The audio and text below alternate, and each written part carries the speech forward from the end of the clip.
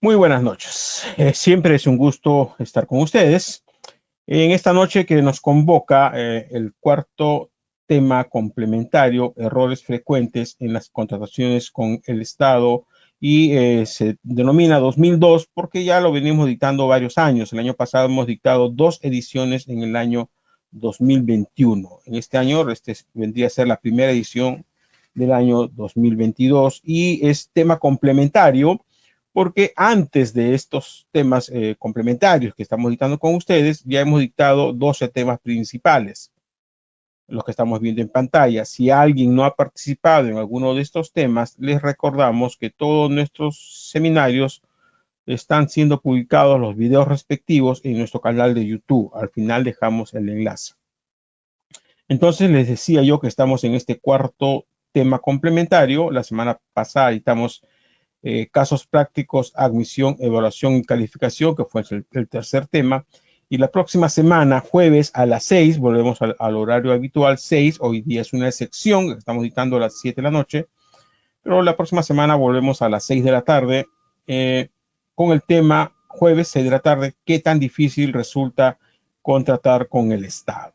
Y así vamos a continuar hasta terminar los 12 temas complementarios y cerrar la primera edición del programa de capacitación contrataciones exitosas con el Estado, que comprenderán que también son pues resúmenes de todo un programa más amplio que tenemos. Si alguien desea, está interesado en que se dicte todo el temario no completo en sus oficinas, podemos coordinar para que así sea.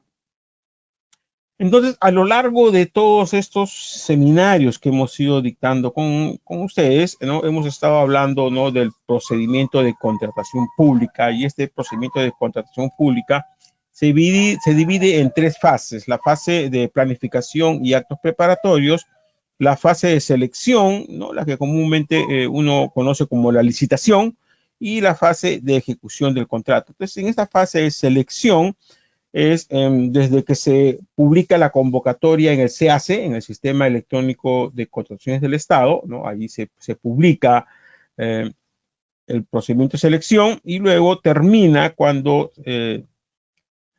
se consiente la buena pro, ¿no?, hasta antes de la suscripción del contrato. Pero antes de esta fase de selección hay una fase de actuaciones preparatorias, de actos de planificación y actuaciones preparatorias que tiene que desarrollar la entidad pública, ¿no? Y hay una parte donde participan los proveedores, ¿no? En la determinación de la necesidad, ¿no? En el estudio de mercado. Los proveedores están participando porque le están brindando información a las entidades públicas para poder, pues, afinar las características de aquellos que se pretende contratar, y la determinación también, ¿no?, del presupuesto que va a disponer la entidad pública para dicha contratación. O sea, en esta fase los proveedores participan. Y evidentemente el proveedor que se adjudica la buena pro y luego suscribe el contrato, no participa pues en la ejecución de ese contrato, ¿no? Entonces, en estas tres fases del procedimiento de contratación pública hay participación de los proveedores, ¿no? Y entonces puede suceder pues de que alguna indebida participación, una actuación que no estuvo bien realizada por parte del proveedor, puede determinar pues que ese proveedor no acceda a la buena pro, o que no contrate con la entidad pública, o que habiendo contratado con la entidad pública, ¿no?, y tenía unas expectativas de ingresos, ¿no?, de ganancia, no se logra el objetivo, ¿no? Y es más, puede traer algunas otras complicaciones. Nosotros hemos dictado un seminario, responsabilidad del proveedor, ¿no? La responsabilidad en las contrataciones del Estado del proveedor. Y estas pueden ser hasta tres responsabilidades: responsabilidad administrativa, responsabilidad civil y responsabilidad penal. Entonces, una indebida participación de un proveedor en alguna de estas fases, de actuaciones preparatorias, en la fase de selección o en la fase de ejecución del contrato, podría determinar, ¿no?, alguna sanción o de tipo administrativa, como puede ser una suspensión, una inhabilitación o una multa. O también puede determinar, ¿no?, una indebida actuación del proveedor en la contratación, ¿no?, que se le apliquen penalidades, sobre todo ya esto es en la fase de ejecución del contrato, que se le ejecute la garantía, que se afecten los seguros que haya presentado, o que exista de parte de la entidad pública una reclamación por daños, ¿no?, que se le haya ocasionado una indebida actuación del proveedor. Pero además, alguna incorrecta actuación del proveedor puede terminar en alguna acción penal contra los representantes, pues, del proveedor, ¿no?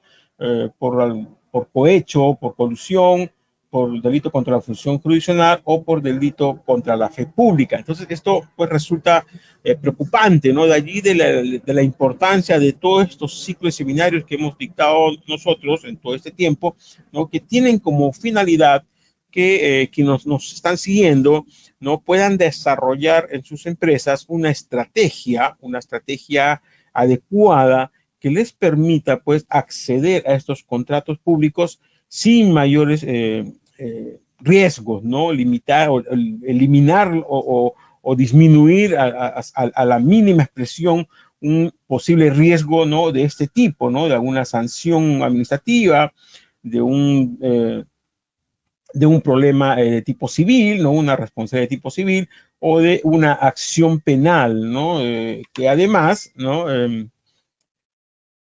el INDECOPI también, pues, la norma de contrataciones públicas establece que está reñida, pues, las prácticas anticompetitivas, y cuando ocurre alguna situación de estas, que se detecta alguna actuación indebida de un proveedor, ¿no?, que atente contra la libertad contra la libre competencia, ¿no?, se informa al INDECOPI, y el INDECOPI, pues, puede sancionar también al proveedor, ¿no? O sea, puede haber una sanción del OCE, puede haber una sanción de tipo penal, o también Indecopi podría sancionar a un proveedor, ¿no?, por acuerdos de precios, pacto entre competidores, reparto de mercado, asociaciones colusorias, que son los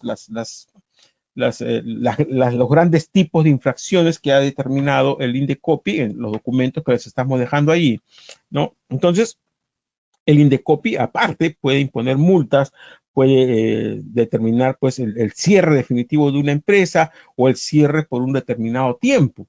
Entonces, son situaciones que es necesario que ustedes como proveedores conozcan, ¿no?, para que puedan, pues, diseñar en sus empresas, ¿no?, estrategias que les permitan realizar estas contrataciones con el Estado sin dificultades, ¿no? Entonces, en la fase de selección, ¿no?, luego ya de que se han desarrollado los actos preparatorios, que se ha solicitado a los proveedores información para el estudio de mercado, ¿no?, ya se desarrolla el procedimiento de selección, hay que acceder a las bases, ¿no?, y estas bases tienen partes importantes, ¿no?, que son en la gestión específica de estas bases que se publican en el SEACE. Tenemos la información para la admisión de la oferta, información para la calificación de la oferta, información para la evaluación de la oferta, y también para la suscripción del contrato.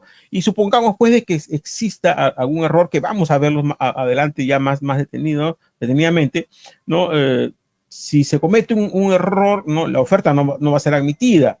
O si no se presenta algún documento que nos piden para acreditar un requisito de calificación, o está indebidamente presentado, ¿no?, la oferta va a ser descalificada, ¿no? O sea, puede ser no admitida, puede ser descalificada, o como las bases contienen unos factores de evaluación, que en muchos casos solamente es el precio, pero si hubieran otros factores de evaluación adicionales al precio, y si yo no tuve cuidado, no fui diligente de ver qué me estaban pidiendo y presentar los documentos de manera correcta, ¿no?, mi oferta no va a tener el puntaje suficiente para poder acceder a la buena pro, ¿no? O sea, esa información está en las bases, y en las bases también hay información para la ejecución del contrato, porque en algunas oportunidades ya les he mencionado que qué sentido tiene que nos esforcemos tanto ¿no? Para elaborar nuestras ofertas, presentar nuestras ofertas, luego nos otorgan la buena pro y al final de cuentas no podemos suscribir el contrato, ¿no? Que suele suceder, ¿no? Le pasó a un cliente nuestro que eh, no había tenido en cuenta, ¿no? Que para la suscripción del contrato tenía que presentar unos documentos que él había presentado en su oferta que provenían del extranjero y que necesitaban pues haber sido legalizados, ¿no? Tal como lo establece la norma, ¿no? Por el consulado, por el Ministerio de Relaciones Exteriores o apostillados. Entonces, le estaban pidiendo para la suscripción del contrato, ¿no? Que presente esos documentos debidamente legalizados y él no los consiguió.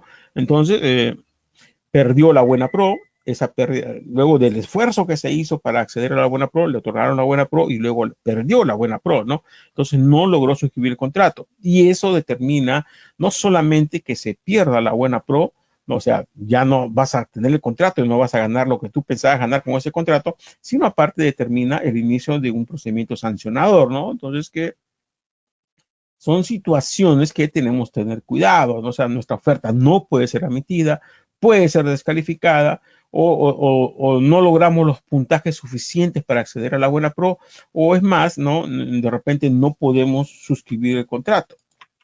O también puede suceder, ¿no? Que durante la ejecución del contrato, ¿no? Existan alguna situación que determine pues alguna aplicación de una penalidad, ¿no? O la resolución del contrato o la nulidad del contrato, ¿no? Que van a repercutir pues en el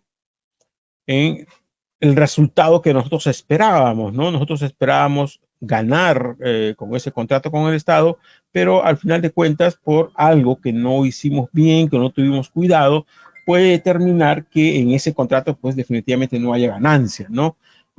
Durante la ejecución del contrato se dan algunas actuaciones como la conformidad de pago, penalidades, ampliación de plazos, prestaciones adicionales, contrataciones complementarias, resolución del contrato, nulidad del contrato, garantías, adelantos. O sea, son situaciones que se pueden dar en la ejecución del contrato que si nosotros no las manejamos de una manera adecuada, no las ejecutamos de una buena manera, no pueden traernos algún problema, ¿no? Entonces, se requiere por eso tener conocimientos, estar debidamente preparados, tener una estrategia adecuada, ¿no? Y contar con el asesoramiento correspondiente para poder ir, pues,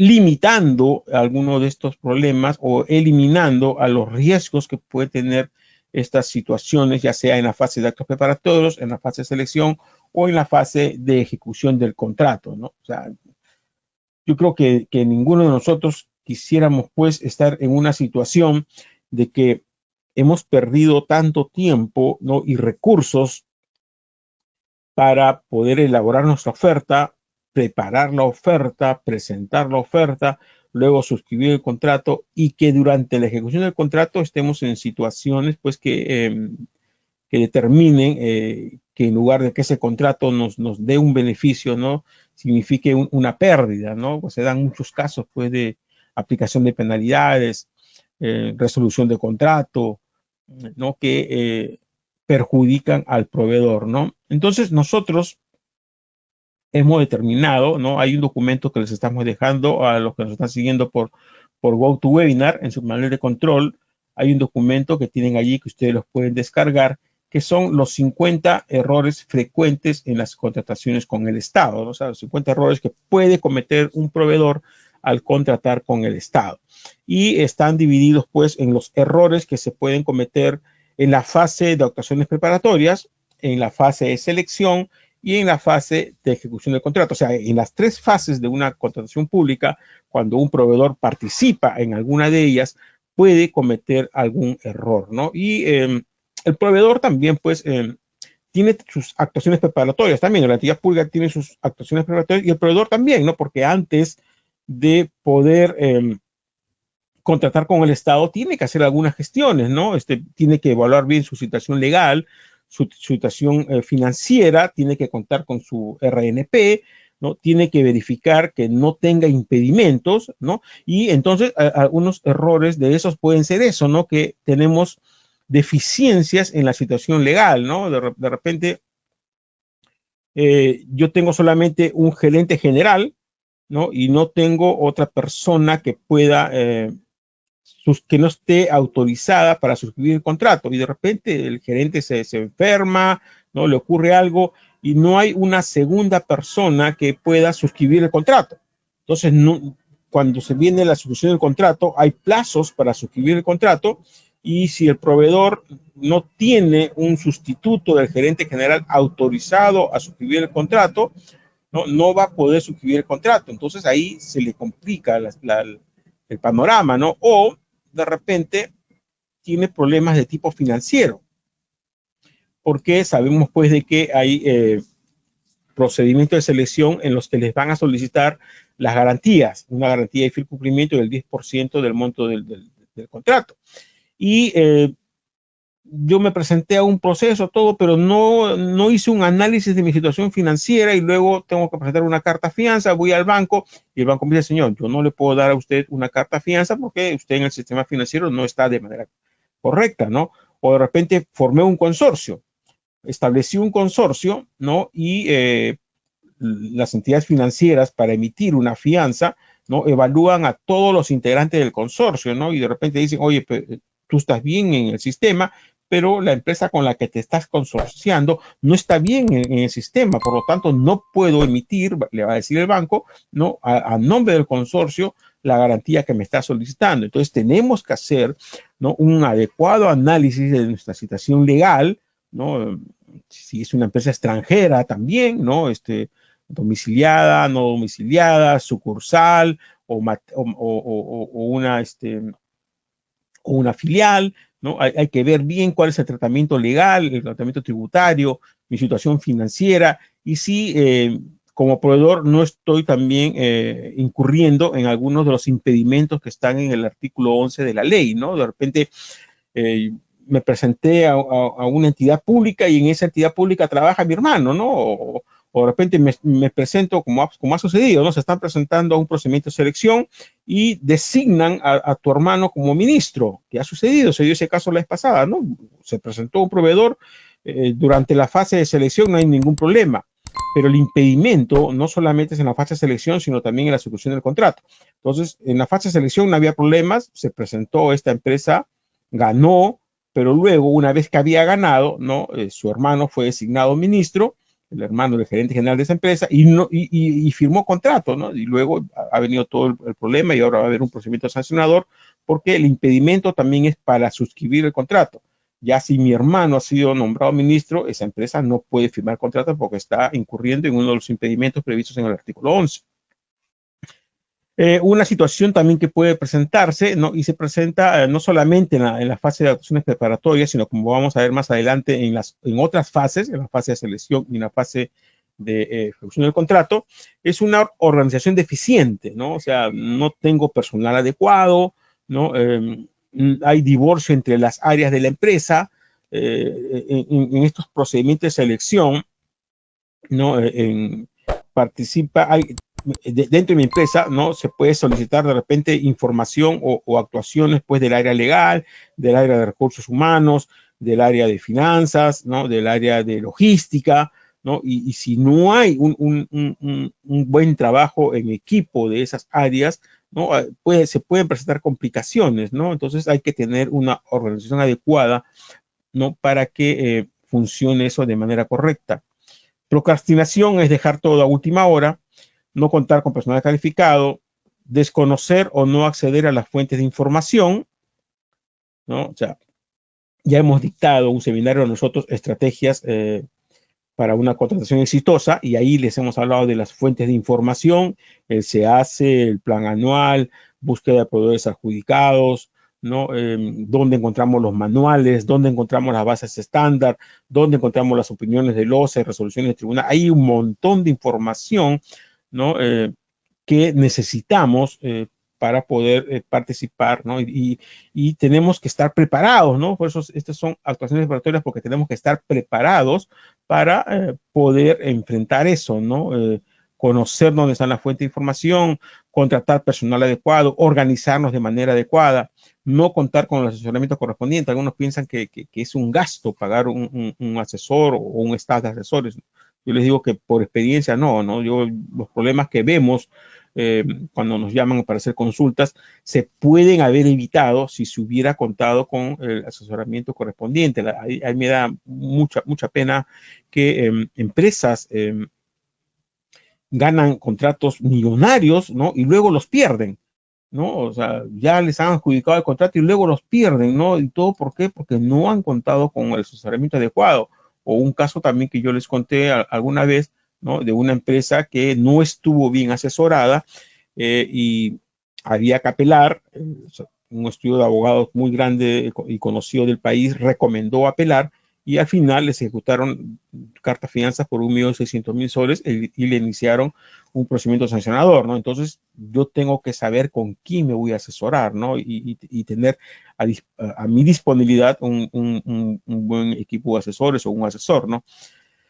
Contar con sistemas de control, ¿no? Compliance, para evitar, pues, riesgos de actuaciones indebidas que estén ligadas con actos de corrupción, ¿no? Y las consecuencias de no tener estas situaciones debidamente controladas son no poder participar en un procedimiento de selección. Por ejemplo, si tengo un impedimento, no voy a poder participar. Si no tengo RNP, no puedo ser postor. La oferta no va a ser admitida, va a ser descalificada o no se va a obtener la evaluación esperada o no se va a poder contratar con el Estado, o puede haber un tipo de responsabilidad administrativa, civil o penal, ¿no? Igual, ¿no? No tener un sistema de control puede determinar una responsabilidad administrativa, civil o penal. Es importante eso, ¿no? Eso es una de las estrategias últimas que nosotros ingresamos al programa este de estrategias para contratar exitosamente con el Estado, ¿no? Control, ¿no? Muchas empresas no llevan el control de sus actividades, ¿no? Hay proveedores, por ejemplo, que se les culmina el contrato y continúan con la prestación, ¿no? Y no hay contrato, ¿no? La entidad pública le dice, no, continúa nomás que te voy a emitir la orden de compra, te voy a emitir la orden de servicio por el periodo adicional que estás trabajando y esa orden nunca sale, ¿no? Y entonces esas contrataciones irregulares, ¿no? Por lo general no se logran cobrar, ¿no? O es muy difícil lograr cobrarlas. En estas actuaciones preparatorias también tenemos que ver el RNP, ¿no? Tengo que contar con inscripción vigente en el RNP respecto al objeto que quiero presentarme. Tiene que estar vigente, ¿no? Y actualizado, ¿no? Si bien es cierto, ya las ofertas no se descalifican cuando el RNP no está actualizado, que eso estuvo ocurriendo mucho hace casi año y medio, 2 años, y eso se cambió con las nuevas bases estándar que salieron, pero el OCE puede suspender un registro nacional de proveedores si es que la información no está actualizada del proveedor, ¿no? Entonces no va a poder participar, no va a poder ser postor o no va a poder contratar con el Estado y puede determinarse una sanción. No verificar los impedimentos previstos en el artículo 11, ¿no? Sobre los impedimentos, la oferta puede ser descalificada o puede haber una sanción, ¿no? Porque el artículo 11 establece como una infracción, ¿no? El suscribir el contrato con la entidad pública o presentarse estando impedido. Entonces, eso es una sanción. En el estudio de mercado, cuando una entidad pública nos envía una solicitud de cotización para el estudio de mercado, ¿no? Si nosotros no actuamos de manera adecuada, no vamos a poder participar o ser postores. Entonces ya les hemos señalado que esa fase del estudio de mercado tiene como finalidad no solamente que la entidad pública establezca el monto de la contratación, sino hacer correcciones o modificaciones a las especificaciones técnicas, términos de referencia o requerimientos técnicos mínimos, ¿no? Entonces, si a mí me envían una solicitud de cotización y yo envío mi precio nada más y no revisé las especificaciones técnicas, los términos de referencia, ¿no? El proceso va a salir tal cual, ¿no? Tal cual están esos documentos que a nosotros nos han enviado.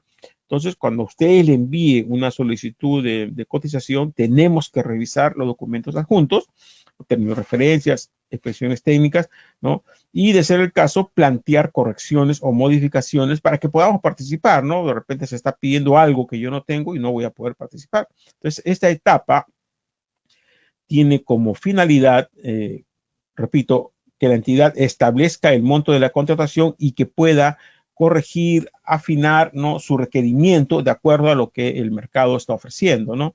No formular recomendaciones en el estudio de mercado, o también no incurrir en prácticas anticompetitivas, lo que puede determinar responsabilidad de tipo administrativa, civil o penal, ¿no? Se dan casos, por ejemplo, que ya Indecopi lo sabe, Contraloría lo sabe, ¿no?, de que algunas entidades públicas, con el fin, ¿no?, de sustentar su precio, le piden a un solo proveedor y le dicen, ya, consígueme las cotizaciones, y un solo proveedor envía todas las cotizaciones, ¿no? Eso evidentemente no es correcto, es una práctica anticompetitiva, ¿no? O que se ponen de acuerdo entre 2, 3 proveedores y envían todos cotizaciones conversadas, ¿no? Ya tú pon 100, yo pongo 90 y tú pon 110, ¿no? Entonces eso tampoco no es correcto. Ya Indecopi lo tiene identificado como una práctica anticompetitiva y, de ser el caso, pues podría haber una sanción, ¿no?, si se detecta eso, ¿no? Entonces, esos son los errores que se pueden cometer durante la fase de actos preparatorios. Los errores que se suelen presentar en la fase de selección, ¿no?, comúnmente conocida como la licitación, ¿no?, referidas a las búsquedas en el SEACE, una deficiente búsqueda en el SEACE, o no se hace búsquedas en el SEACE. Nosotros ya les hemos enseñado cuando dictamos el seminario el SEACE Oportunidades de Negocios, les hemos dicho de que hay que buscar todos los días, que hay que buscar temprano, ¿no?, y buscar temprano todo lo que se ha convocado el día anterior para que no se nos pierda nada, ¿no? O sea, de nada vale que yo ingrese, por ejemplo, hoy día a buscar, tendría que estar entrando pues cada hora a revisar, y es pérdida de tiempo, ¿no? Porque las entidades públicas publican sus convocatorias todo el día. Entonces la recomendación es buscar al día siguiente temprano, ¿no?, y con alguna estrategia que nos permita pues buscar de manera adecuada e identificar los procesos de nuestro interés, ¿no? Si no se hace esta búsqueda o se hace de manera deficiente, no nos vamos a poder presentar el proceso porque no nos hemos enterado que existía un proceso, ¿no? O contratar una empresa, ¿no? Les hemos dicho que hay varias empresas que dan el servicio de reportes del SEACE, ¿no? Más sistematizados, mejor ordenados y con otras bondades, ¿no?, que les pueden dar, ¿no? Nosotros estamos recomendando Licitec en ese sentido, ¿no? Licitec, que es una de las empresas que se comunicó con nosotros y les hemos hecho varias sugerencias y las han tomado a bien y han corregido sus sistemas, y ahora está dando muy buena información, ¿no? En la etapa de análisis de bases, no se hace un buen análisis de bases o no se lee correctamente, ¿no? Lamentablemente en el Perú tenemos ese gran problema, ¿no?, de poca lectura o poco entendimiento de lo que se lee también, y eso pues requiere que en nuestras empresas tengamos una persona, ¿no?, que lea y que lea correctamente y que entienda, ¿no?, que interprete de manera correcta qué es lo que dice en la base, porque muchas de las llamadas que recibimos nosotros, ¿no?, a hacer alguna consulta, nuestra respuesta es la siguiente, ¿no? Oye, pero en el numeral punto tal, ¿no?, tal de las bases, está lo que tú me estás preguntando, ¿no? ¿Eso qué nos quiere decir? Que no están leyendo, pues, ¿no? O sea, o elaboran mal las ofertas, ¿no? Y en las bases te dicen claramente cómo se va a revisar una oferta, ¿no? Cómo se va a determinar la admisión de una oferta, que es lo que hemos visto en un seminario, ¿no?, de admisión, evaluación y calificación de ofertas. Entonces ahí dice claramente, ¿no?, qué información debes tú darle al comité de selección en los documentos que presentas para que esa oferta sea evaluada de manera correcta. Entonces, si al momento de revisar las bases no se ha hecho un análisis adecuado, vamos a tener dificultades en la fase de selección o en la fase de ejecución del contrato. Porque en el capítulo 3 de las bases también está la información de cómo se va a ejecutar la prestación. Y si no se ha hecho un análisis adecuado, ¿no?, de esas bases, ¿no?, que dicen, oye, el requerimiento no necesita esto, este plazo de entrega, estas garantías, esta póliza de seguro, que el personal cumpla con esto, que se va a hacer en este horario. Ahí está toda la información de cómo se va a ejecutar la prestación. Y si nosotros no lo hemos revisado de manera correcta, ¿no? No ha habido un análisis adecuado, ¿no? Cuando ganemos el contrato y estemos ejecutando el contrato, vamos a tener problemas. No, oye, no, pero yo no sabía. Como no sabía, pues está en las bases. Entonces, no hay un análisis adecuado de las bases. En la fase de formulación de consultas y observaciones, algunos proveedores no formulan consultas o las formulan de manera deficiente o tampoco no cuestionan solicitando la elevación al OCE, ¿no? Y las reglas del procedimiento de selección, ¿no? que están en las bases deben ser claras. Yo debo tener claridad y precisión respecto a qué dicen las bases. Yo no puedo quedarme con una duda. Ah, que es que yo creo que, yo pienso que, no, o sea, es mejor no quedarse con las dudas y preguntar a la entidad pública, señores, usted en el número tal, numeral tal, capítulo tal, señalan esto, ¿no? Sírvase confirmar que lo que están diciendo es esto, ¿no? O sea, o pedir una modificación a las bases, ¿no? Para que los documentos que yo voy a presentar, ¿no? Yo tenga certeza de que van a ser recibidos, ¿no?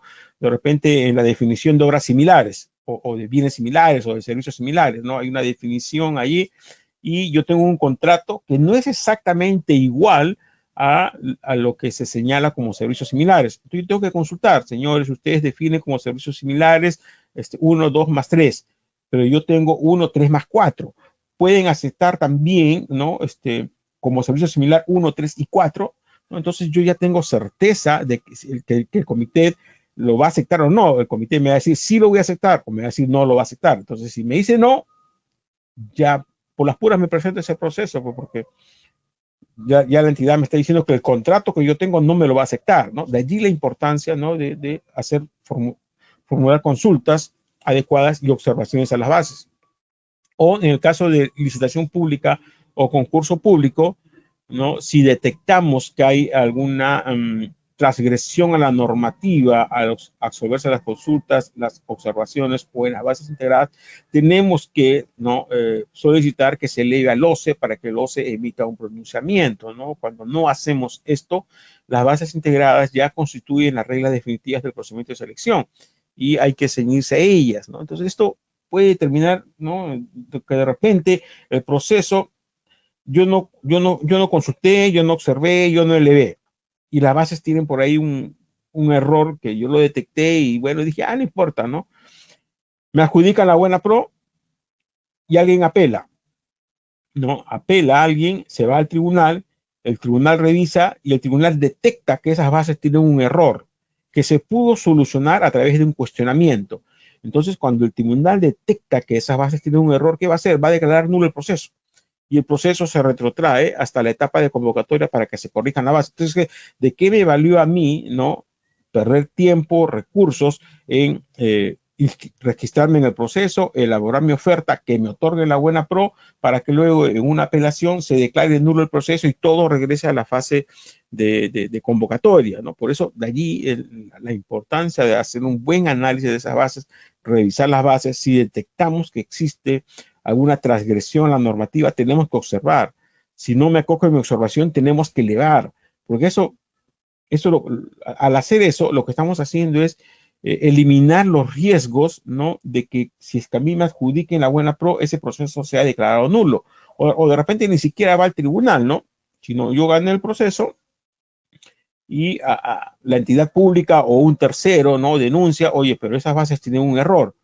Se revisa en la entidad pública y efectivamente se dan cuenta que hay un error en las bases y yo estaba con la buena pro y se declara nulo el proceso, ¿no? Entonces es mejor que los documentos del proceso estén saneados, ¿no? Y para eso está pues las observaciones, la elevación al OSE.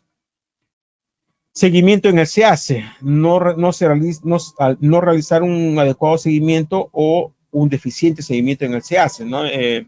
Cuando hemos dictado el seminario, el SEACE, oportunidades de negocios, les hemos dicho pues de que a través del SEACE se pueden hacer notificaciones, ¿no? Por ejemplo, una postergación del proceso.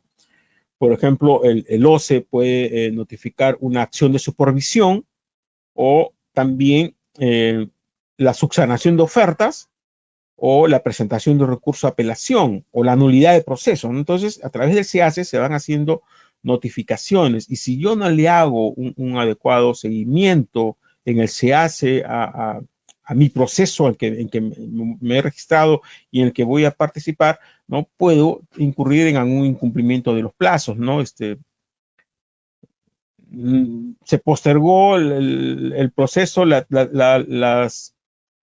presentación de ofertas, ¿no? Y yo no me enteré y cuando voy a presentar mi oferta no la voy a poder presentar porque hay una postergación, ¿no? Entonces, ¿no? O de repente, se notificó el consentimiento de la buena pro y comienzan a computarse los plazos para la ejecución del contrato.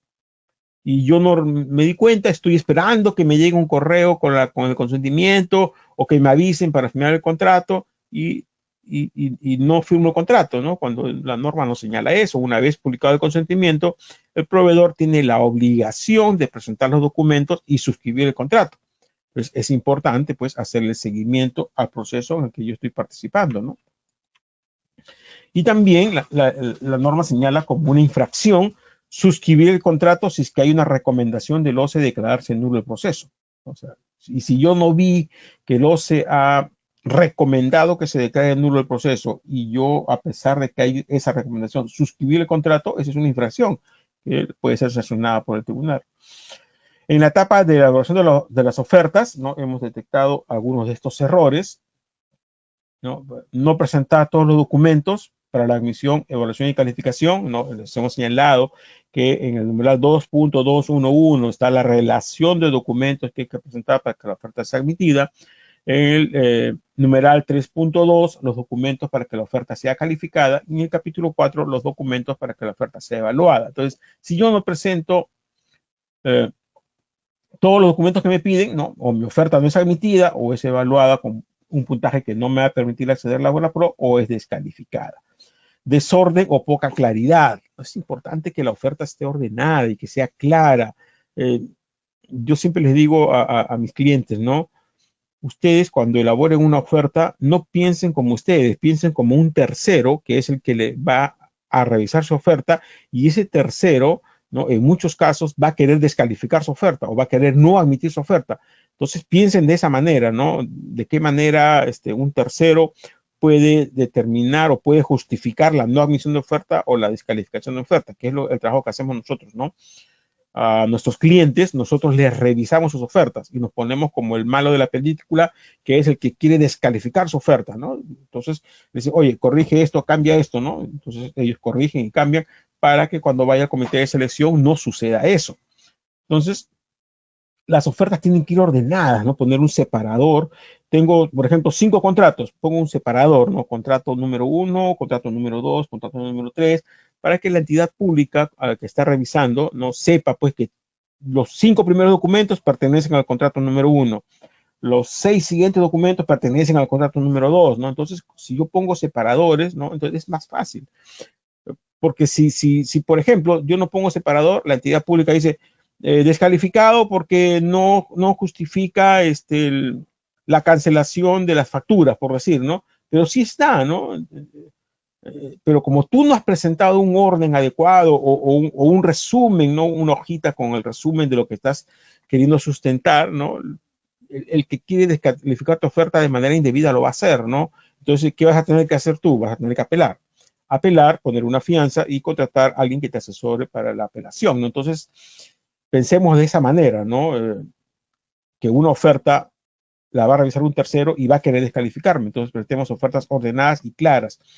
Errores en los documentos, revisar bien los documentos que no contengan errores, que sean legibles, ¿no? Que no haya contradicción entre los documentos, que no haya incongruencias. Pegar firmas escaneadas, bueno, ya creo que muchos han aprendido y sabemos que no se puede escanear la firma y pegarla, sobre todo en la oferta económica. En los demás documentos es subsanable, pero en la oferta económica no es subsanable. Una indebida interpretación de las bases o falta de criterio, ¿no? Y eso se adquiere con la experiencia, ¿no? A ver qué quiere decir el comité de selección con esto, el Tribunal de Contrataciones del Estado, qué ha dicho en estos casos. Entonces, ahí hemos recomendado que se lean la resolución del tribunal para saber cómo el tribunal interpreta la normativa. No participan las áreas involucradas, ¿no? Al momento de elaborar la oferta, tienen que participar pues las áreas de finanzas, de logística, de recursos humanos, todas las áreas que tienen que ver con algún documento que tiene que estar en mi oferta o con alguna participación en la ejecución del contrato, ¿no? Para que esa oferta pues esté debidamente elaborada.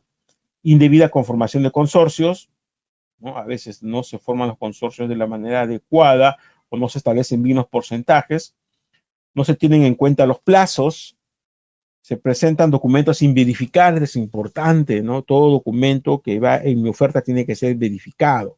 Ustedes presentan una declaración jurada donde señalan que se hacen responsables por los documentos de su oferta. Si hay un documento que usted no lo ha verificado y ese documento que se lo dio de repente un profesional o una empresa tercera, ¿no? Tiene información inexacta o es un documento falso, usted va a asumir la responsabilidad, no quien le dio el documento. Entonces su empresa es la que va a ser sancionada y el gerente de esa empresa va a ser denunciado por el delito contra la función jurisdiccional si es información inexacta o delito contra la fe pública si es un documento falso. Entonces tenemos que verificar todo el documento que va a ir en nuestra oferta, ¿no? Que no contenga información inexacta y que sean veraces. No subsanar la oferta, ¿no? Le ha pasado a algunos que no revisaron el RNP o el CAC donde está la notificación para subsanar. No sustentar su oferta económica o lo hace indebidamente respecto al artículo 68, ¿no? Que señala que si la oferta está sustancialmente por debajo del valor estimado, la entidad pública le pide el sustento de los precios y hay proveedores que no lo sustentan o lo sustentan de manera indebida, ¿no? Entonces, cuando nos piden sustentar nuestra oferta económica hay que hacerlo adecuadamente y la recomendación es allí hacerlo con un contador, ¿no? Un contador sobre todo que conozca de costos, que el contador revise las bases, ¿no? Para que al revisar la oferta se dé cuenta que los documentos que vamos a presentar no cumplan con todo lo que nos están pidiendo en las bases, ¿no? Si es personal, por ejemplo, que estén las remuneraciones, las gratificaciones, los beneficios sociales. Si piden una póliza seguro, que esté presupuestada la póliza seguro. O sea, todo tiene que estar bien sustentado. Si me piden los elementos constitutivos de mi empresa, de mi oferta, y de repente yo no puse la póliza seguro que me están pidiendo, la oferta va a ser rechazada. En las impugnaciones, por ejemplo, no se evalúa la posibilidad de impugnar, que eso es lo que le faltaba, le pasaba a uno de nuestros clientes, que ahora es el más importante, con el que tenemos ya más de 20 años, ellos nunca impugnaban, ¿no? Y con nosotros aprendieron a impugnar y así hemos ganado varios procesos, ¿no? Porque la idea es que nuestros clientes tengan una buena oferta, ¿no? Bien sustentada, bien elaborada, que no sea cuestionada, ¿no? Revisamos la oferta de los otros postores y si encontramos algún defecto, impugnamos, ¿no? Hay que evaluar las posibilidades de impugnar, ¿no? Si vale la pena o no impugnar y de ser el caso, hay que impugnar. O no, algunos no absuelven el traslado, les impugnó una empresa, la Buena Pro, y no absuelven, ¿no? O lo hacen con manera deficiente, no impugnan de manera deficiente o absuelven de manera deficiente. ¿Por qué? Porque no cuentan con el asesoramiento adecuado, ¿no? Las consecuencias, pérdida de la Buena Pro, exclusión de la garantía o una sanción. En la suscripción del contrato, no presentan los documentos, ¿no? Al octavo día, están esperando que los notifiquen cuando no hay nada que esperar, una vez que se ha publicado el consentimiento o que la Buena Pro ha quedado administrativamente firme, el proveedor tiene 8 días para presentar sus documentos. Si están incompletos, al octavo día presento todo lo que tengo y la entidad pública tiene que darme plazo, ¿no? Hasta de 4 días para subsanar, ¿no? Entonces hay que presentar los documentos de manera adecuada, sin errores, sin omisiones, o de ser el caso, subsanarlos, ¿no? Si la entidad pública me pide subsanarlo, subsano. No se hace seguimiento a la firma del contrato o no se presenta a suscribir el contrato. O sea, la entidad pública no tiene que llamarte o no tiene que enviarte un correo o una carta para que te firmes el contrato. No, la norma señala que una vez presentados los documentos para la firma del contrato o subsanados, de entre los 2 días tiene que suscribirse el contrato. Les conté de un caso que el proveedor presentó los documentos, ¿no? Para firmar el contrato y estuvo esperando a que lo llame para firmar el contrato. Nunca lo llamaron y la entidad pública al tercer día de presentar los documentos notificó a través del CAC que el proveedor no se había acercado a firmar el contrato y le quitaron la Buena Pro. Por eso hay que tener cuidado con eso, no es responsabilidad del proveedor suscribir el contrato. Situaciones que se pueden presentar durante la ejecución del contrato. Retraso injustificado en la prestación, ¿no? Las bases del procedimiento de selección y el contrato establecen plazos de entrega o plazo de ejecución de la prestación. Tenemos que cumplir con ese plazo, ¿no? Si no cumplimos con ese plazo, puede haber una penalidad por mora o puede haber una resolución del contrato, que esta resolución puede determinar a su vez una sanción. Acumular el máximo de penalidad también determina la resolución del contrato y una sanción. Entonces hay que, cuando hacemos este análisis de las bases, ¿no? Tenemos que ver bien el plazo, si es que vamos a poder cumplir con ese plazo, ¿no? Y si suscribimos el contrato, ya sabemos que hay un plazo que tenemos que cumplir, ¿no? Y si hubiera algún retraso que no nos es imputable, hay que presentar pues la solicitud de ampliación de plazo de manera debida.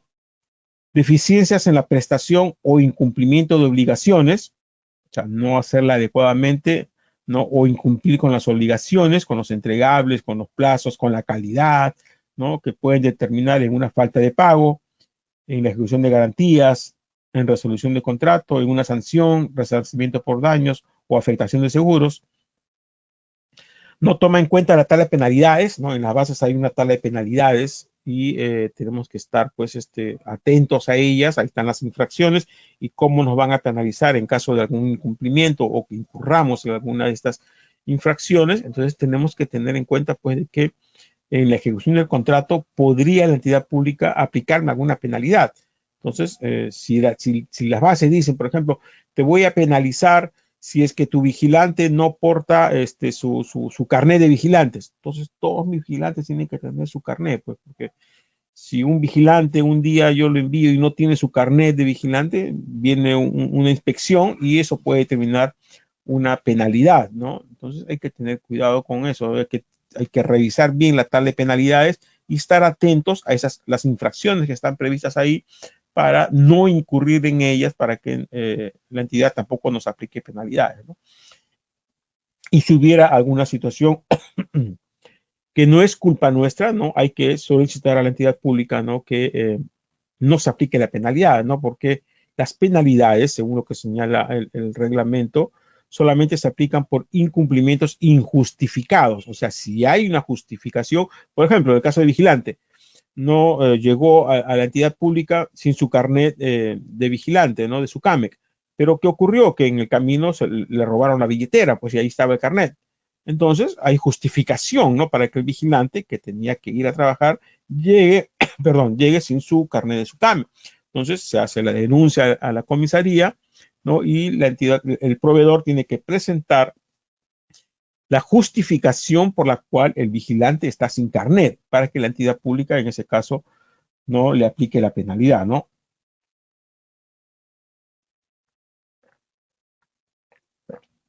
Durante la ejecución del contrato, también se pueden dar situaciones de presentar información inexacta o falsa que pueden determinar la nulidad del contrato, una sanción con inhabilitación o una denuncia penal.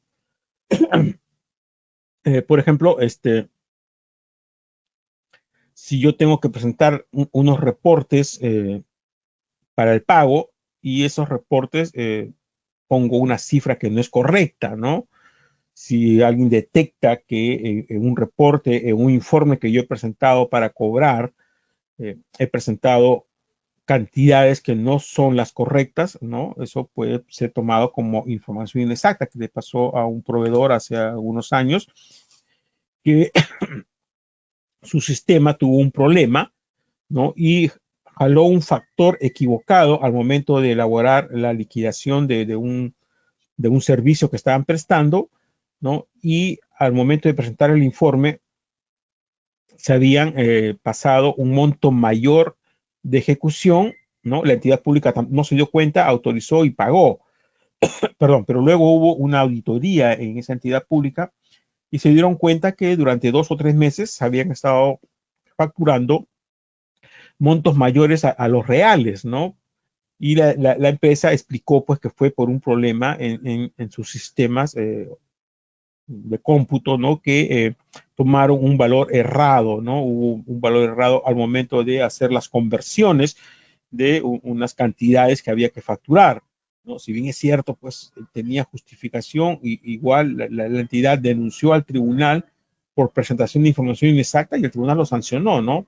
porque evidentemente, pues, por más de que haya sido un error y que esta empresa haya devuelto los montos cobrados indebidamente, ¿no? Se evidenció la presentación de información inexacta, ¿no? Entonces hubo una sanción contra ese proveedor, ¿no? Entonces hay que tener cuidado con los documentos que presentamos a la entidad pública, tanto en la fase de acciones preparatorias, en la fase de selección, ¿no?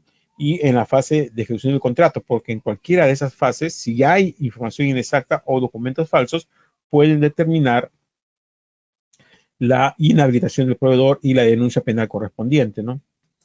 En la ejecución del contrato también puede haber lo que les decía yo, ¿no? Continuar con la prestación sin contrato vigente, ¿no? O sea, yo tengo un contrato que termina el 31 de diciembre, ¿no? Y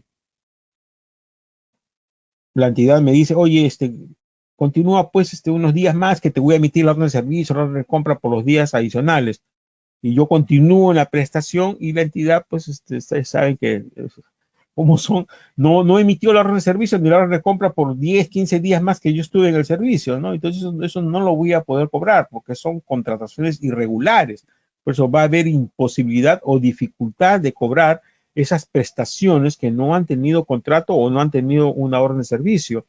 Y lo que nos queda ahí es pues un reconocimiento de deuda o una acción ante el Poder Judicial por enriquecimiento sin causa, ¿no? Que son trámites pues que pueden ser complicados, ¿no? Y que de repente que esos días adicionales que hemos trabajado o una prestación adicional que hayamos ejecutado no la logremos cobrar nunca, ¿no? No hacer seguimiento a los pagos, ¿no? O sea, cuando uno tiene varios contratos, no hay que hacerle seguimiento. Si es un solo contrato, bueno, ¿no? Pero son varios contratos, lo que le pasaba a un cliente grande que tenemos, ¿no? Que tenía varios contratos con el Estado y cuando se dieron cuenta pues de que les tenían varias facturas por cobrar, ¿no? Y no le estaban haciendo seguimiento, o sea, tiene que haber un seguimiento y directivas, ¿no? De qué voy a hacer, ¿no? Si un cliente a mí no me paga un mes, no me paga 2 meses, al tercer mes que ya no me paga, ya inmediatamente yo le envío la carta notarial de apercibimiento para que me pague, porque si no me pagó un mes, no me pagó el segundo, no me pagó el tercero, se viene el cuarto, no me paga el cuarto, el quinto, el sexto, nunca voy a cobrar, ¿no? Entonces yo prefiero, que es lo que yo les digo a los clientes, yo prefiero, mira, no te pagaron un mes, no te pagaron dos, manda la carta de apercibimiento, porque si esto continúa, no te van a pagar nunca. Yo prefiero que me queden debiendo 2 meses a que me queden debiendo 6 meses, ¿no? Entonces, hay que tener cuidado con eso, no hacer seguimiento a los pagos y a percibir o resolver el contrato de ser el caso, porque si no se van a hacer una acumulación de cuentas por cobrar que van a incidir en la solvencia de la empresa. No renovar las garantías, también le pasaba a un cliente, ¿no? Que tiene varios contratos y no le hacían seguimientos a las garantías, sus garantías se vencían y no había pues un área o una persona que le haga seguimientos a estos contratos, no tanto de los pagos, de los vencimientos o de las garantías, porque las garantías tienen que estar vigentes hasta la culminación del contrato. Si no están vigentes, la entidad pública puede ejecutar la garantía, ¿no? Y puede haber una resolución del contrato o una sanción. Cambios sin autorización de la entidad pública, ¿no? Hacer algún cambio a las características de lo que yo he ofrecido o cambio de personal sin haberle pedido autorización a la entidad pública, también puede determinar alguna penalidad, alguna resolución o alguna sanción. Subcontrataciones irregulares. Las subcontrataciones están reguladas en la norma de contrataciones públicas. Yo no puedo subcontratar sin cumplir con lo que señala la ley, ¿no? De que hay un límite, que tiene que ser autorizado por la entidad pública, que el subcontratista tiene que tener RNP vigente, ¿no? Hay que cumplir con todas las formalidades de esa subcontratación, ¿no? Entonces, todas estas situaciones que se pueden presentar durante la ejecución del contrato pueden determinar pues que ese contrato no sea beneficioso. Entonces, hemos trabajado tanto, ¿no? Para suscribir un contrato con una entidad pública y al final de cuentas, cuando hacemos nuestros estados financieros, nos damos cuenta que estamos perdiendo plata, ¿no? No hemos ganado plata, sino estamos perdiendo plata.